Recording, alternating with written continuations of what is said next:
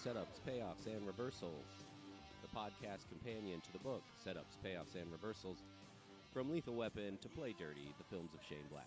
I'm Jake Jabor, author of the book and host of the podcast.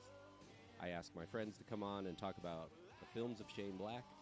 Today we have Louis Vega talking The Nice Guys. And the book is out. It's available. Order it wherever you like. On Barnes & Noble, it says it's large text. It's not. So don't let that discourage you. You can get it anywhere you get books.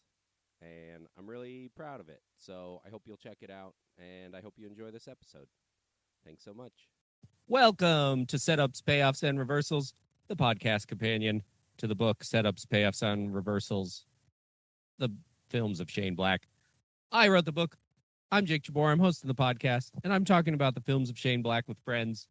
I sort of pitched this as a promotional tool, but really it's just an excuse to sort of square away an hour to talk with my friends about movies that I like. So without further ado, please welcome my friend and improviser, Louis Vega. Hi, Louis. Hi, buddy. Happy to be here. You could have hit that. Yeah. You could have hit that V a little harder. You were a little soft on the V. Yeah, I get stage fright pretty fast when it comes to anything that I have to pronounce. Yeah, I hear you. Well, you did a beautiful job. Did a great job. Thank you so much. Yeah, thanks for having me, man. I'm excited to talk about this movie. Now this is interesting because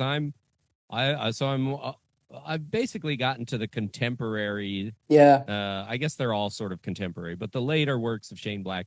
And so in the past, I start asking with, when did you see this? What was your first exposure to it? And it's a lot of like rented it at the video store or Right. Some version of that. But this movie came out 9 years ago or something like that. So 2016, I'm seeing online. 2016. Yeah. Okay. Yeah. Mm-hmm. So you probably have maybe a little bit more fresher memory of what brought you to the movie.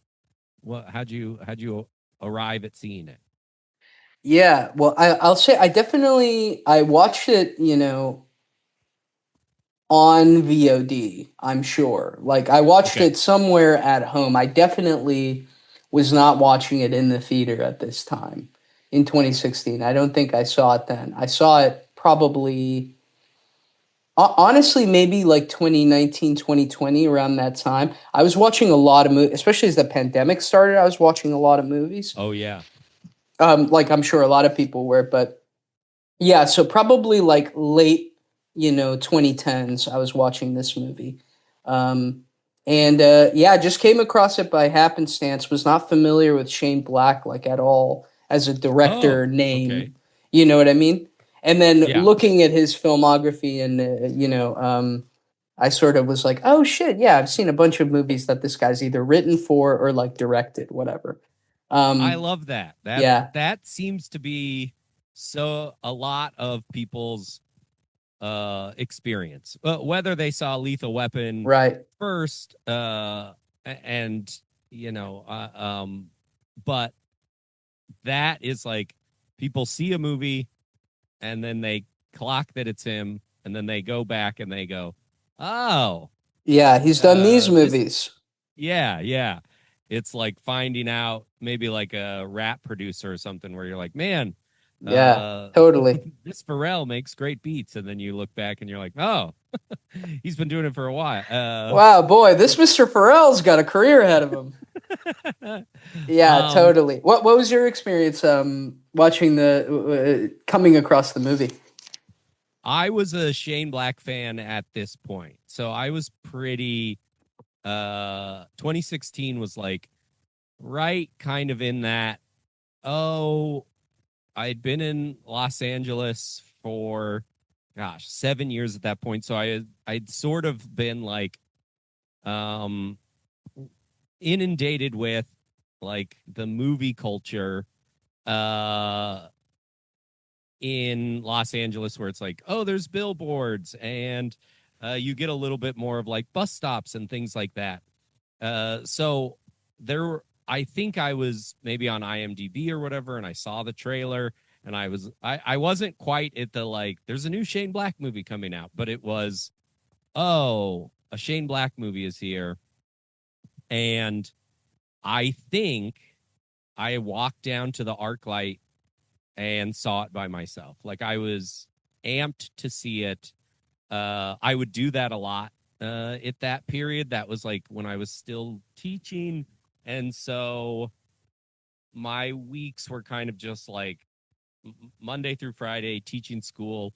Friday comes along, I'd come home, I'd take a nap, and then I'd probably smoke a joint and walk down to the ArcLight Theater and see a movie. So I think I saw it by myself, but I was highly anticipating it because the trailer was so good and I was already a Shane Black fan. So I was like ready to go. And then I feel like it came and went. A lot of people didn't talk about it. Yep.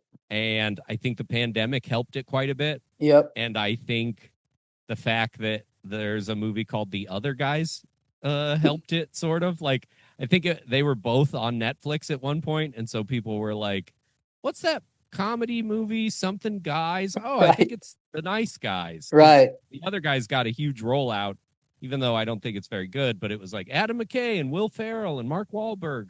Yep. So I think a lot of people like accidentally watched it. Yeah, I think that's true. And I'm curious, I don't know a lot about the mythology of Shane Black, but I think he would be a dude who'd be like, well, too little, too late during the pandemic. You know what I mean? Like, Yeah. I would have wanted people in the theater when it fucking came out, so can sort of get more, prove to the studios whatever that process is like that people care about this kind of thing. And yeah, because this was the movie made after Iron Man 3, which I know, so made crazy. $1 billion, and I know, and you would have thought he would have been able to still sort of ride that into the next movie. I know it's fascinating too, that trajectory, because I feel like Marvel now is sort of famous for like euthanizing these fucking directors. They like there's a franchise starts and then they bring on a director, and this director for whatever reason gets spit out by the machine. Yeah.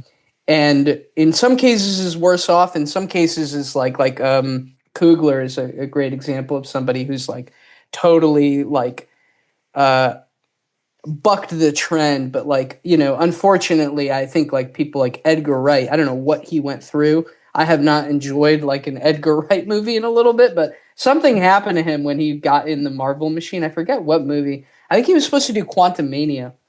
And I think he was supposed to do the first Ant-Man. Oh, the very first one. Oh, Jesus Christ. And then parted ways. Then Peyton Reed did all three of them, I think. But yeah. So crazy to come off the heels of, especially Iron Man too. That's like the launch pad for the whole fucking thing. So really interesting to see that this is kind of him. I don't know, because he didn't do the first two, right? I think he just did the third. That was old Jon Favreau. Mr. Favreau, who in between 1 and 2 or after 2 did Cowboys and Aliens, which was like a disaster. Yeah, totally. The Nice Guys is not a disaster. It's great. But there is this kind of like, they're sort of like coming out of it in a head spin or something. And it's like, it doesn't really it feels like Disney sort of like Disney and Marvel kind of suck everything out of that director and then leave them to go do something else. And some of them kind of like get to their feet and make something, and then others of them are like, like, yeah, totally. It's not catapulting anybody's, at least a director's career. No, I don't think so either. And I think because of whatever sort of interior process of standardization that has happened with the Marvel movies, where you kind of come in and you have this huge responsibility to whatever the franchise is, to whatever the characters are, and people can come in and do something original. I feel like, again, with Coogler, they sort of kind of let, him do his thing. And obviously, like, the tragedy of Boseman passing allowed them to make something that I thought was, like, an impossible movie to make work. And I think Yeah. I don't know if you've seen it, but I think it does a pretty decent job of trying to Yeah. shoulder being a Marvel thing while also being like a eulogy kind of Yeah. to Bozeman. And yeah, I think you're right. It does like drain the life force out of these people. Um, so I think it is fascinating for him to kind of finish off doing Iron Man 3, which is crazy, and then come to do this movie. And yeah, to circle back on something that you said earlier too, which is like seeing the trailer and getting like being like, oh, holy shit. I feel like this movie is like catnip for a very specific group of people where you're like, Yes. holy shit, it's Russell Crowe, it's Ryan Gosling. They're both kind of being idiots. There's nothing better to me than like a handsome guy being an idiot. And Yeah. they're almost all of them are good at it. I feel like Clooney's good at it. Leo's Yes. good at it. All of the like super handsome kind of Hollywood it dudes from the 2000s, early 90s are like great idiots for some reason. Yeah. I feel like they do it well, but yeah, I mean, once I saw the movie, I was like, oh, holy shit. Yeah, this is like right up my alley. And the detective thing too, if you like that stuff, if you care about it. The Los Angeles of it all too is another The little thing on 70s. top. Yes. 70s, so ripe for everything too.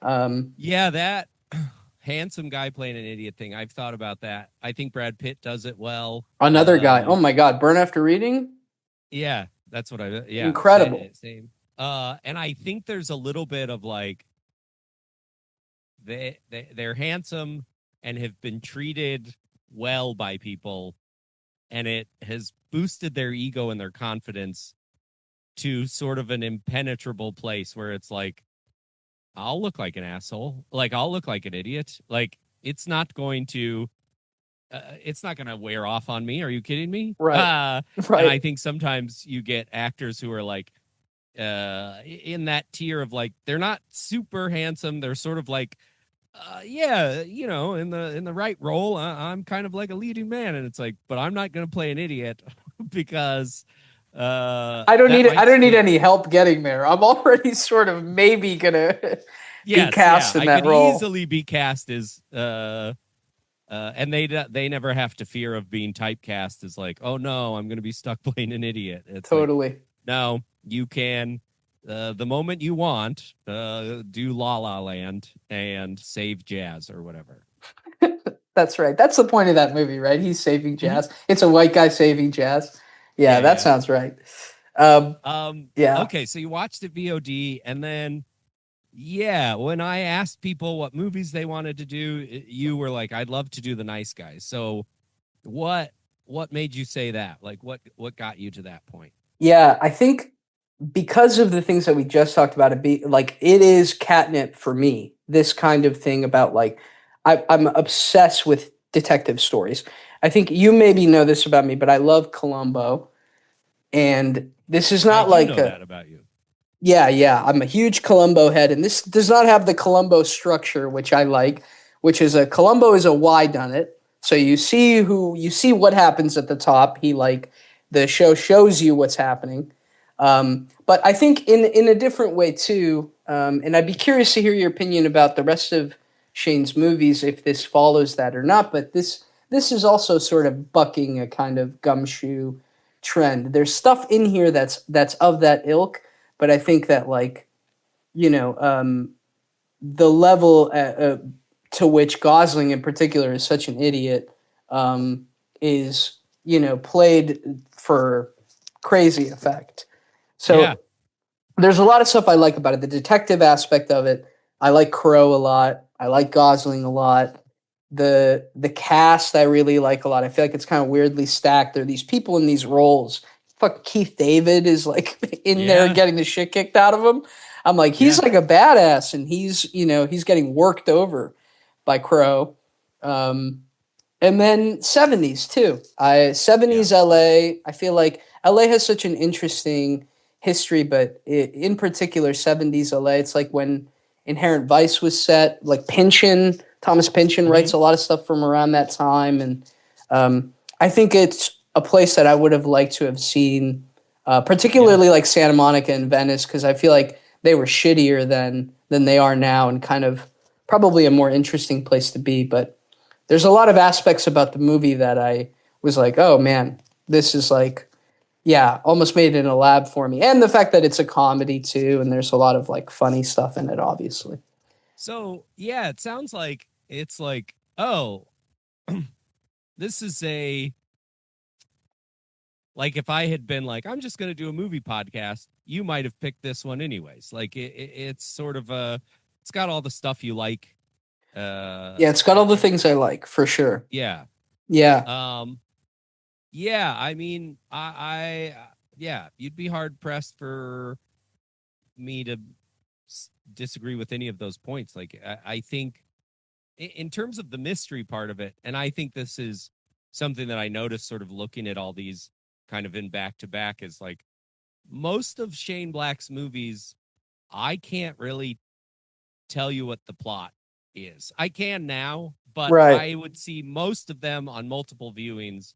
And if you were like, all right, tell me what the plot is, I'd be like, I think like there's a conspiracy involving cars, like and that part they sort of spell out at the end.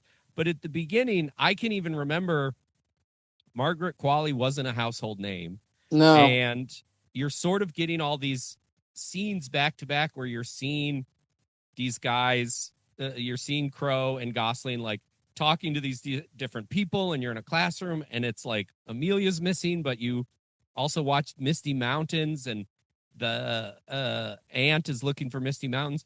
And so I was like, I don't really know who they're looking for, and I don't really know why they're looking for them. Like, uh, it really, and I always think that this is like a testament to his movies. That might be coming with a little bit of bias, but it's like you're never. I think this is such a great hangout movie, Yeah. and you're so invested in the characters that if there are plot holes, they're not glaring because that's not really what's driving the story in the first place. So No. it's like, oh, by the end, I'm like, yay, they got the film. This is great. And it's like, I didn't even really know they were looking for the film. Like, like I was just hanging out with them Yeah. for 2 hours or whatever. And you're never kind of like, well, why would this happen? Or wouldn't they do this or whatever? It's like, I'm not interested in that. John Boy shows up and like fires on the house and the palm tree falls and they're throwing guns through the window. And it's like so fun. And then Amelia leaves and he happens to run into her and she's dead and I'm like, oh no, not what was her thing, Yeah, like not our friend. Wait a minute. yeah. So I always appreciate that about those movies is like a lot of times if a movie has a complicated plot, I have to tell myself to relax because the movie's going to explain it to me. Like it's unlikely that I'm behind. It's like, oh no, did I not figure this out? It's like, no, they've screened this. They've had other people watch it. Yes. If it's meant to be ambiguous, it'll be ambiguous. If it's meant to be clear, they will clear it up for the most part. So I Yeah. have to like reassure myself with that. But with these movies, I'm never even clocking that I'm not following what's going on. I'm just kind of like, where are we going next? Right. So I really like that about these movies. Yeah, I feel the same way. I feel like it is. I do have that part of my brain too, where I'm trying to follow the plot beats or the story or like why are we caring about these people. But similarly, I feel like I feel this way when I'm reading something I don't understand, like a book, particularly with fiction. I feel like nonfiction is pretty explicit about what it's trying to say or do usually, Yeah, but I feel like with fiction, I try to remind myself that like this person is trying to communicate something to me. It might be a feeling, it might be something else, but they have a message they're trying to get to me, and like it will arrive in its own time. And I think that like you said, where this movie's heart rests is not in you caring about catalytic converters or like being interested in what's happening with that stuff. I think it's a nice cherry on top, but I feel like these two specific actors would not have been picked were it not for the directing and the writing to be like, care about these people, watch these people. These people are like people that you should be interested in. Yeah. Because we want you to like engage with these guys and be able to hang out with them for the course of the movie. So I feel similarly. I feel like also it is to me a sign of whether they intended to or not, especially nowadays with the movies that are coming out. And although I think we've got a lot of good movies coming out recently, but I like when a movie doesn't spoon feed me information Yeah. or like hold my hand too much. I think that's good, and it is a sign of respect to me on the part of the screenwriter or the filmmaker that they're like, you will figure it out, or someone Yeah. will tell you, or you'll watch it again, or like you'll figure it out. I felt the same way. Like speaking of movies, sort of in this ilk, like Lebowski, Inherent Hmm. Vice, these kind of like bumbling detectives, and I think what's called like a Shaggy Dog story or something. Oh, is that? I Okay. think so, which is like there's a bunch of strands and they're all kind of, it's loose and it's sort of, you're supposed to kind of get a rough feel of what the story is. I love I that. Yeah, I may be totally fucking that up. I have no idea if that's the correct expression, but in the spirit of what we're talking about, that's the feeling that that phrase Yeah. gives me. Um, Um, yeah. yeah, I guess I'd be curious about this because it feels like, oh yeah, you gravitated towards this. It's got a lot of the things you like about it and stuff. And sure. I was coming to it going like, I like Shane Black movies and like something that I've gotten more comfortable admitting, but that initially I was like, this kind of took me a minute to recognize this is like, I remember seeing Kiss Kiss Bang Bang and The Nice Guys with the influence of Lethal Weapon Yeah. and The Long Kiss Goodnight, those ones specifically, and going like, oh, this is another buddy cop movie. And then it's like I watched Kiss Kiss Bang Bang and I'm like, yeah, it's not really like a hero with a gun. Like this isn't Die Hard. This isn't a guy like Yeah. outsmarting the villains and still really liking it but being like, eh. And then the same thing with The Nice Guys. It's like the trailer is cut in such a way where they show a clip of Russell Crowe in the diner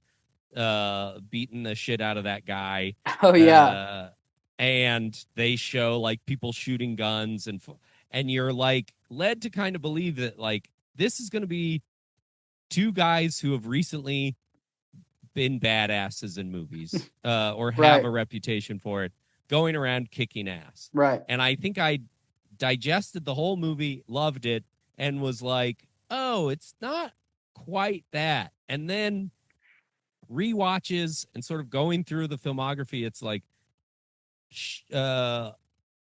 there was never a disappointment, but I think what I was having the realization of is I was expecting the type of movie that he had done in the past with regards to like I think what his reputation is if he has one among people who don't really this is a weird sentence, but people who like action movies but don't really know Shane Black but are like, "Oh, I like these types of action movies." Right.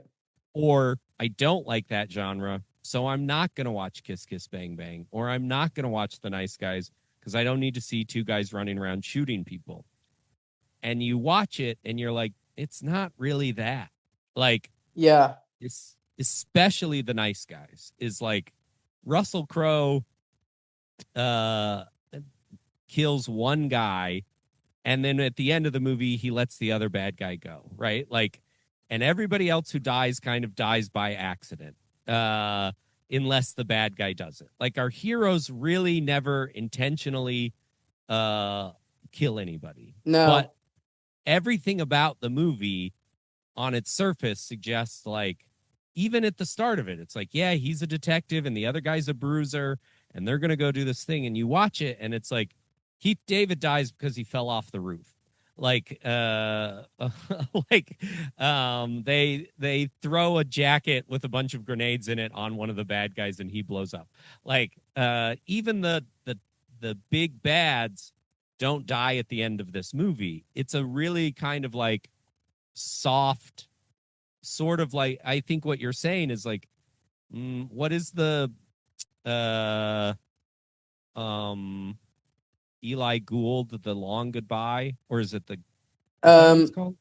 yeah, I think that's right. That Yeah, The Long is like, Goodbye. Yeah. yeah, I get it confused with the Last Friday or the Long Friday. There's some other, but it's like I watched that movie and I was like, this is so meandering. I have no idea what's going on in it. It's kind of like further in that direction, but the Nice Yes. Guys weirdly feels closer to that than it does to Lethal Weapon. At least in Oh, sort of like for sure. tone. Even The Other Guys, which is an Adam McKay comedy, has these huge action fight scenes, and The Nice Guys is kind of what you would think The Other Guys was going to be. Like Right. they almost have inverse reputations in the culture, even if you haven't seen them. Yeah, yeah, I totally agree. Yeah, and I think I'm curious to talk more about the action in this movie because I think it's fascinating, and I think sort of sneaky how good it is. Yeah, Because it's like bumbling action, particularly Gosling stuff, yeah, and especially when the two of them are together. I think Crow's a little more apt and intentional with the kind of action that he participates in the movie because he's a little more coherent as a as like a bruiser, as like somebody who's sort of trained in kind of like getting people to talk or stop doing something or whatever. But I think that sequence at the end of the movie with the film and it going sort of like dancing all around the hotel and them figuring everything out, and I think it's like it's one of those things that really makes you appreciate it. You're like, holy shit, it looks so funny and accidental, and you know, obviously it was choreographed by somebody and stuff. But I think to make it look that way and make it look so good is like is really, really, really impressive. And I remember, yeah, sitting after it ended, being like, man, that was so cool. See Gosling sort of like running around, again, not I think probably not an easy thing to make look organic. no, Um, and yeah, I think it's one of the things in the film that I'm like, oh, this is so cool to see. yeah, it's like you're never really going to get the credit for it. Hopefully, you and I are doing it here a little bit, giving Yeah. him his flowers. But there's a little bit of like, this came out around the time of Fury Road, I think, like within a couple of years, maybe, or something like that. I know it came out within a couple of years of like the first John Wick, and it's like the choreography in those two movies, those action movies, is so impressive and so deliberate, and you are watching it and you are aware of the choreography. You are like, Oh yeah. whoa. But the Nice Guys, like you were saying, is sort of like bumbling choreography. And so if they do their job well, you don't necessarily go like, wow, that was so choreographed. You go like, it's like enjoyable to watch. And Yeah. at least for me, I'm not aware of the movie making of it. I'm like, Yeah. oh my God, he fell off another roof. Like, oh my God, he fell through this glass onto a car. Like, and then he's rolling and chasing the film thing, and he picks it up and they fire at him and it hits the film canister. And it's like this such a fun thing that I think at the end of a John Wick fight sequence or whatever, at least for me, it's like I catch my breath and go like, man, that's so impressive that they did that. But Right. in The Nice Guys, when it's over, I'm like, wow, that was awesome. But Yeah. I don't think about them choreographing it. Yeah, I think it's a little more sneaky for sure. Um, yeah, I totally agree. Yeah, it's funny because I feel like yeah, Gosling is such a yeah. It's something about these hunks, about these guys that you're like, oh yeah, of course he's gonna know what to do. He's too handsome to to not know what to Yeah. do. And then yeah, you watch him and he's such a fantastic idiot in the movie. I'm curious too to like what's your read on Gosling and Crow in terms of how they play off of each other. because I have like an opinion about it or ways that it made me think about it. Okay. Maybe I can offer that, and it maybe Yeah, yeah. inspire you to. Yeah, Yeah, please. I like. I think there's like I sort of see them as like younger versions of the same person a little bit, or like opposite ends. I mean, so like Gosling being a little younger, and then Crow being sort of like an older version who's kind of um, quit, quit drinking, quit being an idiot, maybe, and sort of Yeah. started to sort of tone down his life a little bit. And we can talk about the coda too, the drinking, the last beat of the movie, which is so fantastic, such a funny, great moment to end on too. But I think like the two of them play off each other interestingly because I think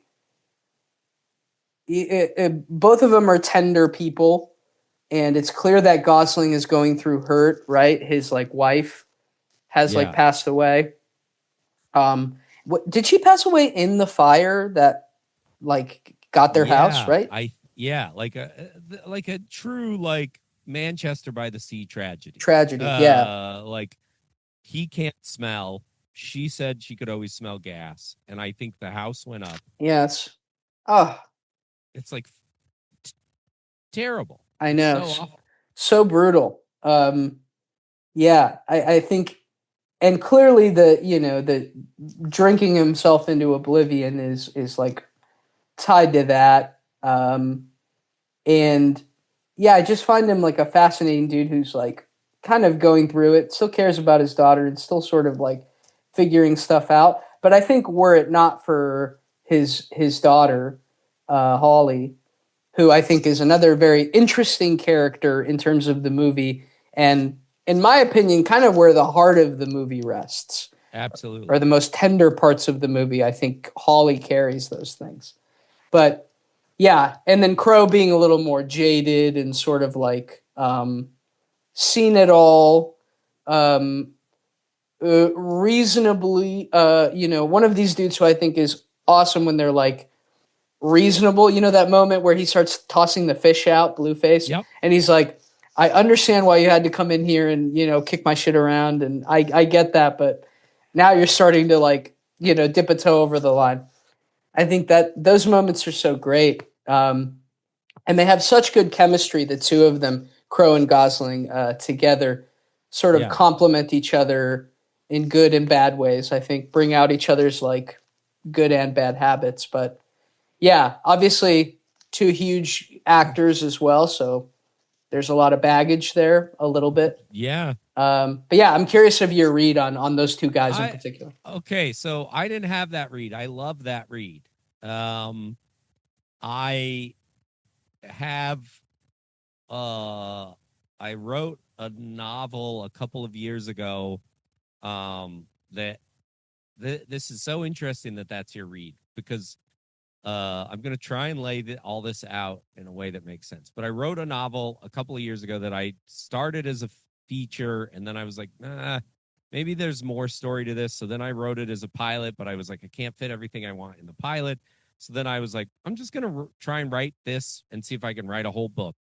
And so I wrote of this novel, and the idea is essentially what you're describing, which is it involves time travel, but it's about like a James Bond type agent goes into the future and discovers that his older self, who is like a drunk, washed up private eye. Mm, And so they have to partner together, and it's like, oh, they're both at the extreme ends of kind of like arguably the worst versions of themselves. Like he was like a very like yeah, James Bond sort of chauvinistic kind of macho agent, and then the other version is like washed up. So I think that I love that read of what you said because I think that is so fascinating.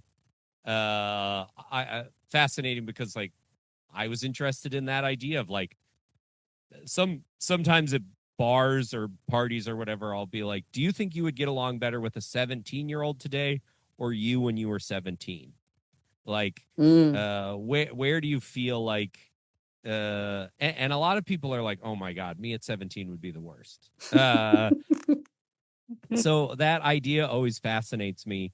And the other part of this is, uh, it was written by Shane Black and Anthony Baragosi. I'm getting the name wrong, but Yeah. their original pitch was, I'll write one character, you write the other character. Oh, Um, wow. and then they found that that wasn't sort of sustainable, so then they started sort of trading off. And then the final layer to that is it went from being a movie set in present day to being a TV pilot set in the 70s Yeah, I to read a little eventually about that. being a feature in the 70s. So you Wow. saying that kind of like weaves all this together, and where it's like, oh yeah, here are two versions of the same guy, or two writers writing for one guy, Right. and trying to put them in the right time period to sort of encapsulate their trajectory or wherever they are. And then, somewhat unrelated, but probably subconsciously influenced, is like, I'm sort of trying to do the same thing, trying to sort of say, like, I want to tell this story, but I can't figure out the medium to tell it in. Right. But I like that idea of two people being the same person. And you get this kind of like, oh, you could see a version where it's like Gosling sobers up, uh, but is still wallowing in his self-loathing. And at the end, this arc for this character is like a moment of redemption. Totally. They're not. What I love about the movie, and you touched on the ending a little bit, is like, they're not good people. They don't even become good people. They just become a little better. Like, Yes. and um and I love that about it. That it's like they didn't really even do anything. I Like, know. he got a little respect from his daughter. He's sort of gained some hope that he will be happy. And Russell Crowe got to go from a guy killing people to a guy letting somebody go because he wanted to be seen through Holly's eyes as a better man than he thinks he is. And then they go and get drunk. And it's 100%. like, I think that's a big reason why people have been like, we want a sequel or whatever, because it's like, you could do this again, because it didn't change any of them fundamentally. You just put them in a new situation and they fumble their way through it. And you're not watching like the hero's journey in a traditional sense where it's like, oh, they stopped the bad guy or got the Ark of the Covenant or whatever. It's like, no, they just became friends Right. and found a way to like themselves a little bit more. Yeah, have a little more company. Yeah, I think, yeah, I want to circle back to what you're talking about, which is like the title of the movie, and I think where the heart of the movie rests, where Holly is, and this question, right? Are you a good person? Are you a good person or are you a bad person? That seems to be like the thing that the movie's interested in asking. Both of the characters get the question, right? Gosling asks her, I think, and she very like nakedly says no. I don't know if she's like joking or what, but she says no pretty quickly. And Yeah. then she asks Crow's character. And yeah, the that question impacts them both. I think that they are both wrestling with what that means to be a good person in their lives, and then, in the backdrop of also what the societal context is, right? Which is like the Nixon, the catalytic converters, the sort of the corporate conspiracy. I think they're trying to figure out, like, what does our impact mean? What are we doing? Are we good people? What does it mean to be good? I think those things are not like explicitly teased out in the script. Like, what do these things mean? But I think that the movie is concerned with it. Yeah. And I think Holly is a huge part of it. And I think the porn is a huge part of it. like Yeah. that industry, which is like, what do we think about these people? Are these, what are we, how do we consider these, like this industry? And obviously it's like, you know, LA in the 70s, so it's like perfect for that. But I think like it's an interesting thing that weaves itself through the movies. Like, yeah, how do you, the idea of a little girl being at this like porn thing is horrifying, and yet Yeah. she's there and she's like getting clues and people are being kind to her, and the idea that she's sitting down and watching like a porn with this actress to me is like morally horrifying. I'm sort of like, she's too young, you can't have her Yeah. watching Yeah. that. But the movie sort of like shrugs it off and is like, well, it's okay, this woman's being nice to her and she's there and it is Yeah. what it is. And I just think, yeah, the movie has interesting questions about morality. Very interesting questions. And this is um this is another area that I'm sort of like very self-conscious to talk about because I don't think the movie needs defending necessarily, but I also, it's on my mind. So when I saw it, the person I was dating at the time, I think she was like, "Did you go to the movies last night?" And I was like, "Yeah." And she's like, "What'd you see?" And I was like, "I saw The Nice Guys, maybe the best movie I've seen in 5 years." I was like, "It's so good. I loved it. It's great." And pretty shortly after, a friend of hers came over, and they were like, "Oh my god, I saw the worst movie. I saw." Uh, they were like, "It's sexist, misogynistic, like just this terrible movie, The Nice Guys." They were like, the lead like slut shames in it, and it opens with a dead topless woman and a little kid seeing the, True. and I, All my true. partner at the time, like looked over at me very disappointed Oh no. that like I didn't clock any of that. And so I kind of shut up about that movie because I was like, ugh. And a big thing in talking about these movies, especially the ones in the past, is people, guests are always like, I don't want to be too associated with this movie. Like, I wanted to do the podcast. I liked the movie at the time. I recognize it has problems. Like, nobody wants to be the defender of like a movie that, and a lot of Shane Black's movies, he fridges women. They're dead immediately. Yeah. So I'm very sensitive to how I talk about this or self-conscious about it. But I have decided to sort of go like, I think what I appreciate about The Nice Guys is it feels like authentic growth to me. And it feels like it is a guy who knows his audience and is trying to tell the best story he can, and has maybe had some revelations and re-examined a little bit, but it never feels performative to me. So, Yeah. when Gosling is like, "Oh, your sister's such a slut," it's like that's an hour into the movie. At this point, we know he is a bad guy. Like, Oh yeah.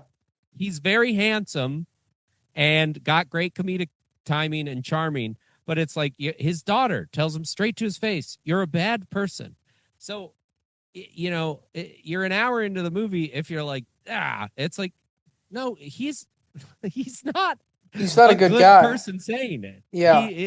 It's like, you can go like, "Oh, they shouldn't have used that line," and whatever. And I respect that decision, but it's like, it's not, it is a little bit different. It is not the hero of the day.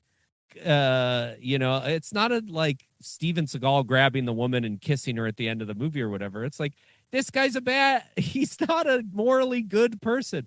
At the end of the movie, he's a little morally better, and Lethal Weapon and The Nice Guys both start with a topless woman dead on the hood of a car. And in Lethal Weapon, she is the victim of her father's drug business, she's basically like a warning to him that he better not shoot his mouth off. But in The Nice Guys, Misty Mountains is the whole reason that the auto industry gets exposed. Like uh, it's like it's like if Braveheart was after William Wallace got gutted and then you saw what happened later, which is, maybe I'll regret that comparison, but it's like she did the heroic thing. Yeah. And there's a little, and to your point about the pornography and everything, is like he is sort of examining, going like, this is a pornography industry and we think of it as seedy and shady and all this stuff, and we don't think of corporate America as seedy and or like Yes. we do, but on the surface it's not. An interesting fact is CBS didn't want to go ahead with the pilot because of the scene in which Ryan Gosling tries to put his daughter in the trunk of the car. They were like, we can't have a father put his daughter in a car. And to me, and he was like, I guess we're not putting it up at CBS then. And to me, that is so representative of, like, to go back to what you were saying up top of like what the story he's trying to tell and the subversion or inverse of it, of to say like CBS is like, hey, we're a family, we're a channel for good Americans or whatever. We're not going to let a dad put a daughter in the car or whatever. And it's like, but then, right now, CBS is a mouthpiece for an authoritarian government. Mhm. So it's like he is like challenging these kind of tropes in a way that doesn't feel performative. And for me, in the same way that I was like, oh, this isn't a good guy with a gun going around shooting people. These are kind of idiots and the violence is accidental, and you can have your feelings about that, but it's like, it's not propaganda. It's like, it is decidedly a drunk and a bruiser who are pieces of shit that just happen to be very handsome and charming. And so you get kind of like hypnotized by it. But it is a story about the porn industry pushing back against corporate America poisoning people. I know. And it doesn't feel like it's done in a way. And I talked about this on Iron Man 3, that moment in Avengers where Captain Marvel like gets the glove and she has to like fly it into the van, and they're like, do you have cover or whatever? And they're like, we got her. And it's like all the female superheroes. Yeah. And it's like, cool. Like genuinely cool. I hope little girls everywhere are like, that's awesome. But there is a little bit of like, boy, you guys really wanted to pat yourselves on the back for this.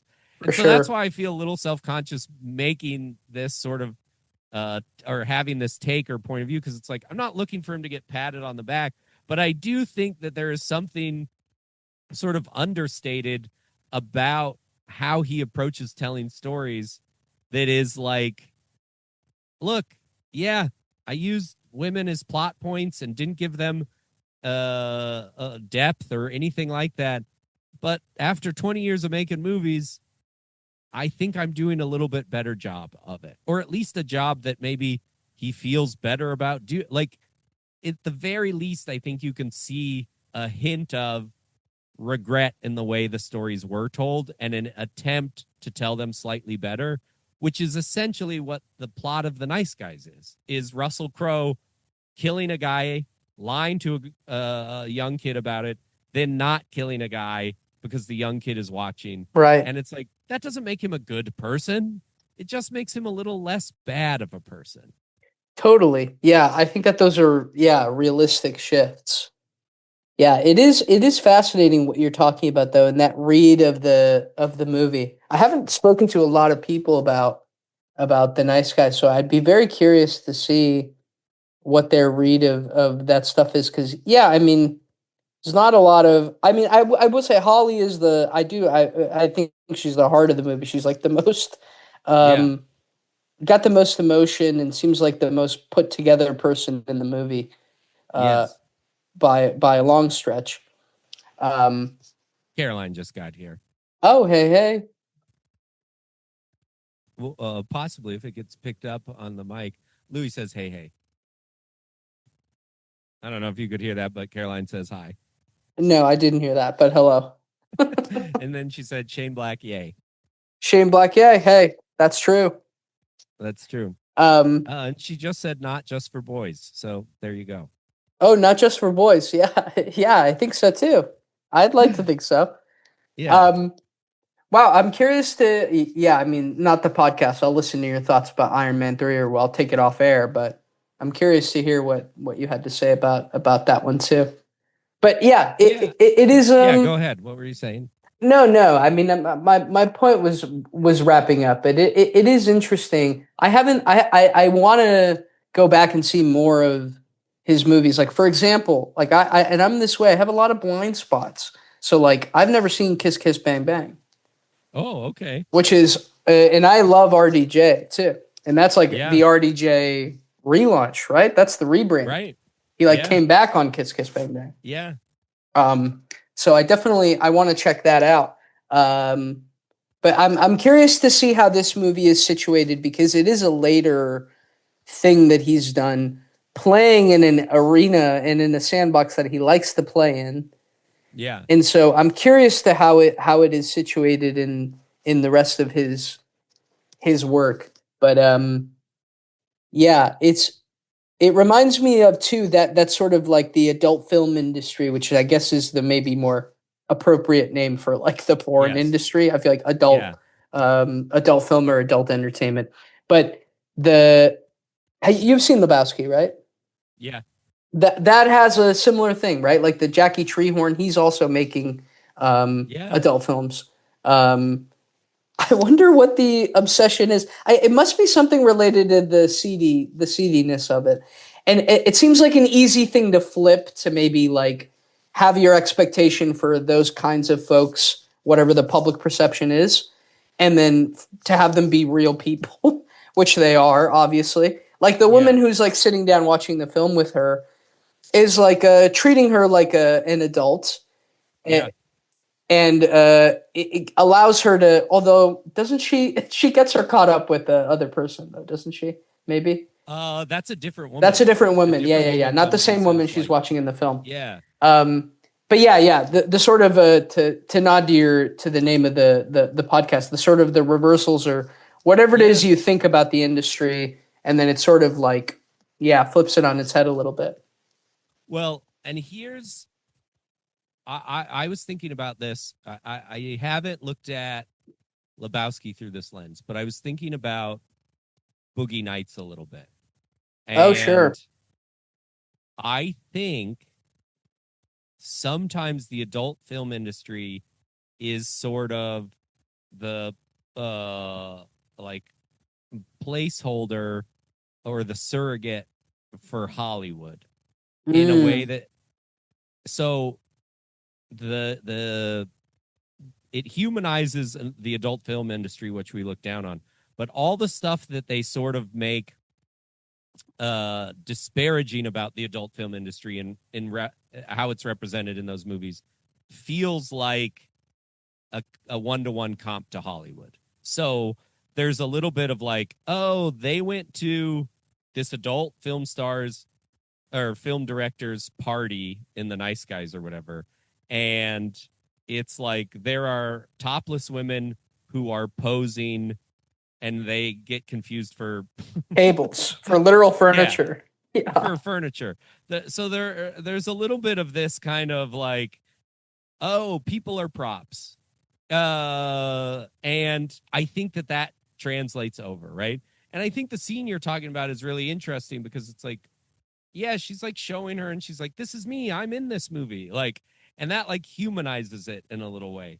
But I was thinking about it with Boogie Nights, where it's like this is such a sort of like PTA being like, oh, my love letter to adult films. I think he has been very clear that he's a little bit of has fascination with it, if not a little bit of a fan or whatever. But Yeah. also this idea that like this, just like Hollywood, it will take you and Marvel machine it, where it's like, good luck doing anything after this fucking thing. Right. Like, and so I always think about that. I heard, we can talk off air about it, but I heard like someone shared a story on some podcast about their experience being on the set of Babylon.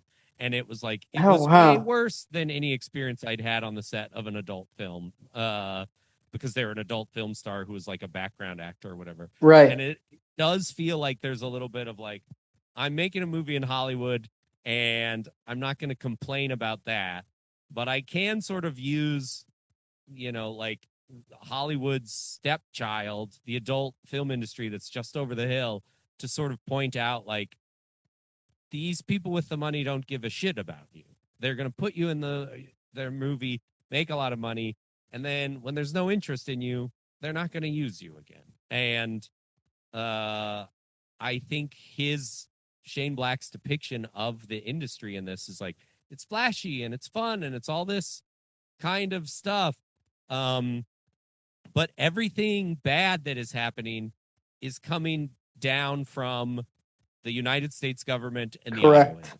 Yeah, from the auto Like, industry, from political and like corporate collusion.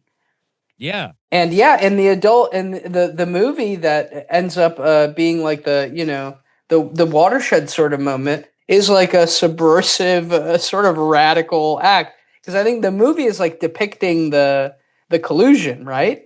That's yeah, like the plot point of the movie. yeah. Before the sex, I assume we don't see that in the movie, but Yes, I yeah. have to assume. Um, They're not putting the plot point in after the sex scene. No, right. People, nobody's watching yes, that. people have tuned out by that point. Yeah. Um, yeah, it is really really interesting. And I think despite the reservations of the things that you talked about before with like yeah, the woman, the opening scene with her sort of like yeah, getting killed right away. I do think it is such a striking and engaging opening sequence for obvious Yeah, reasons, because it's big production wise, right? Like it's a car going through a house. It's incredible. But this moment of quiet into that like enormous crescendo, being like, whoa, what is happening? And then this moment with her on the hood and the boy, I think is so fascinating. yeah, Um, because it is like, yeah, there's something about it that feels like intense or inappropriate because she's exposed, right? And he's a little kid. And I think that this movie also has like a weird preoccupation with that too, with like kids in that environment or whatever.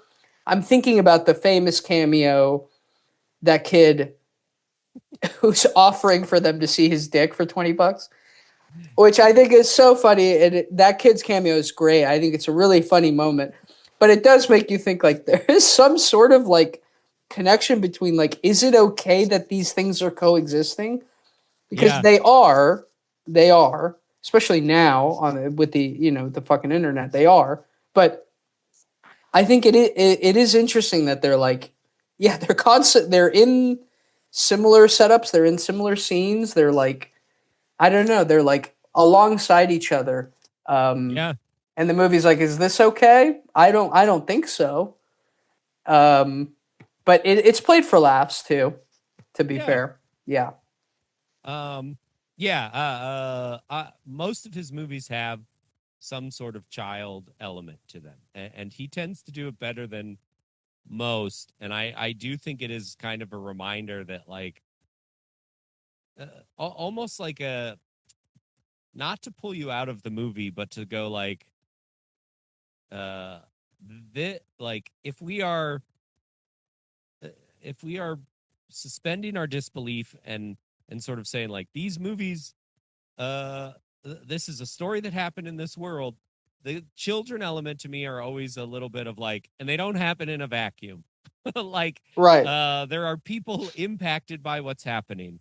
Um, and uh and it gives it texture to me in the same way that it's like, they fire the gun and hit that guy on the stilts. Like, Oh they yeah, fire a gun and hit a woman in the apartment next to him. It's yep, like a little bit of like, this is not a movie set. If you want to suspend your disbelief, let's tell this story. Let's see who gets shot.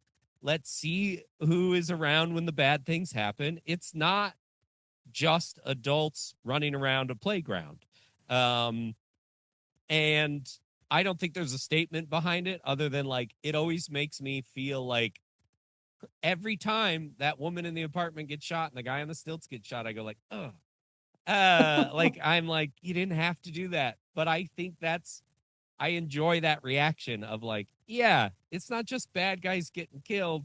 If you want to play with the idea of people running around shooting guns and investigating pornography, it's going to spill over into the world in a way that is interesting, I guess. Yeah, totally. Yeah, I agree. I know I'd forgotten about those little moments, the like, yeah, the casualties Yeah. of those people that are just kind of in the wrong place at the wrong time. Wrong place, wrong time. Yeah. Well, as we wrap up, Louis, anything we didn't get to talk about that you were like, I gotta say this on the Nice Guys podcast? Yeah, I'm trying to think. I feel like we hit the big things that I was wanting to talk about. Oh, the and stuff line. I feel like you got to give a shout out to that. Yeah. They keep hitting that, and I thought that's a great joke. Great joke. One of those things where you're like, oh, that's a great joke. That's really funny. And you know who else was just following orders? Hitler. Yes. Another great joke. Yeah. Yeah, it is a immensely rewatchable movie because there's always something that sort of like pops up that you're like, oh, that was planted earlier, or oh, they said that in a weird way because it's a joke. Right. And on the first listen, I went like, well, that came out awkward or whatever it is. Yeah, it's so good. Yeah, it's got a lot of great one-liners. Yeah. Yeah. What about you? Do you have anything that you feel like we didn't touch? Well, I wrote about this section, but I think in terms of setup, payoff, and reversal, like I think this scene, there is the self-contained scene that does it the best is when Tally has the gun on them in the hotel room because she wants the film canister, and Holly is at the outside and knocks on the door and says room service. Yes. And Tally turns and Ryan Gosling drops to the floor and Yes, starts to feeling look around. for the ankle. Yeah. And you realize that scene you saw that was him falling asleep at the wheel started much earlier. Than you thought. Yeah. And then he goes, oh, I dreamt that. And while you're, at least for me as an audience member, while I'm catching up to that, Holly enters, or she goes room service, and then Tally goes, come on in, Holly. So it's like, oh, Tally's ahead of her. Right. She knows that it's Holly. And then Holly goes, yeah, and throws the coffee. And she goes, why did you throw cold coffee on me? And she goes, I got it in the hall. I thought it was hot. Yeah. So and then Tally slips on the cold coffee and gets knocked out. It is like, it is just beat after beat of you think this is going to happen, then this happens. But then this happens, therefore this happens. And then I think Gosling and Crow go like, well, that was easy enough. And they just walk out of the room. And it's like, those two idiots didn't do shit. 100%. After we just established that Tally has murdered 3 people in Detroit or whatever. And it's like they stood there and then got to walk out. And I just love that scene. I think it is so, because you're like, oh yeah, the coffee. And then it's like, oh, it's cold coffee because she got it in the hallway. Right. And then I just like love a movie that makes me feel like I'm rewarded for paying attention, but I'm not an idiot sort of thing. Like, totally. When the movies are like, it's going to be a bad day for them or whatever it is. Like, I think the Supergirl trailer just had a line like that. And it's like, I don't want to know what the next line is. I want to have an idea of what the next line is, and then you surprise me with a better one. And that scene does it like so consistently. I just love it. Yeah, that's a really great sequence. Yeah, I forgot about that. About the back to back to back of those like reversals is great. So Yeah. funny. Clearly, someone with an eye for wanting to keep you surprised and engaged. I think. Yeah, it's just like none of it is for fluff. Like none of it is because you even sort of think like, man, him falling asleep in that big bee or whatever is like, what a weird tangent, unrelated thing. And then 20 minutes later, you're like, oh shit, I'm that so he fell curious. asleep way earlier. I'm so curious to your point earlier about like screenings and stuff because I've attended some here in LA, and it's always interesting to see. You can always tell what they are the most nervous about because they have the most questions. So that'll Yeah, be like, what did you think of, Gosling's character? What did you think of this character? What did you think of the bee sequence in the car? How long would you have liked that sequence to be? There's all these questions that are like clearly signaling to me that they're like, audiences are not going to understand this or not going to know what's happening. We don't know if we should cut this. We don't know whatever. Like, it's interesting to me what they're nervous about. Uh, yeah, and I feel like I would have been so curious to see how people would have responded to that because it's like a full on hallucination dream sequence. yeah. Although I guess we have the Nixon thing in the pool too, which is Right. another Which fun is moment. another great sort of payoff. I know, such a fun moment. I wish I was alive in the '70s. It seems like Nixon was all everybody could talk about. I mean, what I wouldn't give for like a mostly harmless villain. Like, I know, horrifying. um, well, Louis, thank you for doing this. My Um, pleasure. Thanks for having me.